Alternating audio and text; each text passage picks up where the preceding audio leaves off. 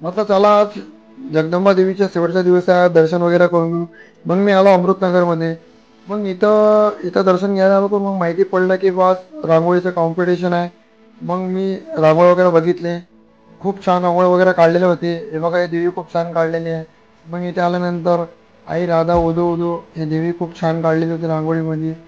आणि नंतर ही रांगोळी बघितली तर खूप छान वाटलं. खूप फळं वगैरे छान वगैरे दिलेले होते. मग हे पण एक देवीची रांगोळी खूप छान बनवली होती. मग इथे एक कालिंका माता खूप छान काढलेली होती. असं वाटलं हिलाच पहिला नंबर भेटणार आहे, कारण की इथं पैठणी साडी वगैरे ठेवलेली होती.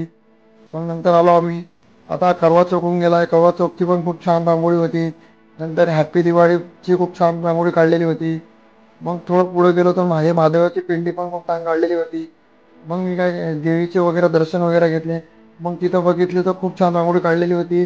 आणि स्वस्ती वगैरे देवीमध्ये काढलेलं होतं. नंतर आम्ही आलो इथे. एक लहान मुलीचा बड्डे होता. म्हटलं काय गिफ्ट घ्यावं काय घेऊया. मग हे छोटंसं हरण मला आवडलं. मग हे छोटंसं हरण घेतलं. मग आम्ही निघालो.